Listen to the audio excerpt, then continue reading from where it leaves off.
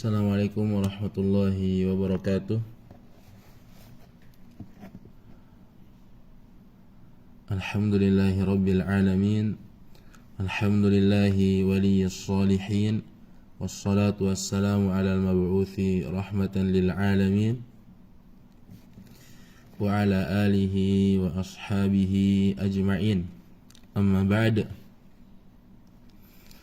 Faya ayyuhal ikhwatul kiram rahimani wa rahimakumullah.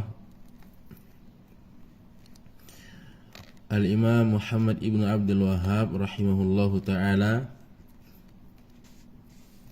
beliau memulai menyebutkan landasan yang pertama dari 3 landasan pokok dalam beragama, yaitu pengenalan seorang hamba terhadap Rabb-nya. Beliau mengatakan, fa idza qila laka man rabbuka, apabila ditanyakan kepadamu man rabbuka, siapakah Rabbmu, faqul, maka jawablah olehmu, Rabbi Allahu alladhi rabbani, Rabbku adalah Allah subhanahu wa ta'ala yang telah memeliharaku, wa rabba jami'al alamina bi ni'matihi, dan dia memelihara seluruh alam semesta dengan nikmat-nikmatnya. Maka Rabb kita adalah Allah subhanahu wa ta'ala, dan Allah subhanahu wa ta'ala memelihara hamba-hambanya dengan nikmat-nikmatnya, baik yang bersifat zahir ataupun batin. Dan apabila Allah subhanahu wa ta'ala adalah yang memelihara alam semesta ini, maka dialah yang berhak untuk diibadahi. Oleh karena itu, penulis rahimahullahu ta'ala setelah menyebutkan rububiyah Allah subhanahu wa ta'ala, beliau mengatakan, wa huwa ma'budi laisa li ma'budun siwah, dialah sesembahanku yang aku ibadahi, aku tidak memiliki sesembahan selainnya, yaitu Allah subhanahu wa ta'ala. Kemudian beliau menyebutkan dalil rububiyah dan uluhiyah, itu firman Allah subhanahu wa ta'ala dalam surat Al-Fatihah ayat yang kedua, Alhamdulillahi rabbil alamin, segala puji hanya milik Allah subhanahu wa ta'ala, Rabb semesta alam. Dalam ayat ini Allah menyebut rububiyahnya pada firman Allah Rabbil alamin, dan Allah menyebut uluhiyahnya pada firman-Nya Alhamdulillah.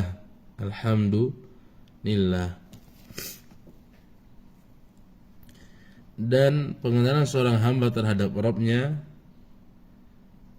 itu memiliki kadar tertentu yang dengannya sahlah iman seorang hamba kepada Allah subhanahu wa ta'ala. Dan di antara kadar minimal tersebut adalah 4 hal. Yang pertama adalah mengetahui bahwasanya Allah subhanahu wa ta'ala, mengimani bahwasanya Allah subhanahu wa ta'ala benar adanya. Yang kedua, mengimani bahwasanya Allah subhanahu wa ta'ala adalah Rabb segala sesuatu, yang memelihara segala sesuatu. Yang ketiga, mengimani bahwasanya dialah satu-satunya zat yang berhak diibadahi, mengimani bahwasanya dialah satu-satunya yang berhak untuk diibadahi. Dan yang keempat, meyakini bahwasanya Allah memiliki asma al-husna dan sifat al-ulia. Allah memiliki nama-nama yang indah dan sifat-sifat yang luhur, yang tinggi. Inilah 4 yang minimal dengannya sahlah keimanan seorang hamba kepada Allah Subhanahu wa taala. Adapun lebih dari ini maka masing-masing orang memiliki keutamaan padanya. Manusia bertingkat-tingkat, ya. Minimal 4 hal ini. Meyakini bahwasanya Allah Subhanahu wa taala itu ada, kemudian meyakini bahwasanya Allah Subhanahu wa taala yang mengatur alam semesta ini, memeliharanya. Kemudian meyakini bahwasanya dialah Allah Subhanahu wa taala yang berhak untuk diibadahi. Satu-satunya yang berhak untuk diibadahi adalah Allah Subhanahu wa taala. Dan yang terakhir adalah dia meyakini bahwasanya Allah memiliki nama-nama yang baik, nama-nama yang indah, dan sifat-sifat yang tinggi. Ayyuhal ikhwatu al-kiram rahimani wa rahimakumullah. Kemudian beliau menyingkap dalil yang menunjukkan seorang hamba untuk mengenal Rabb-nya. Beliau mengatakan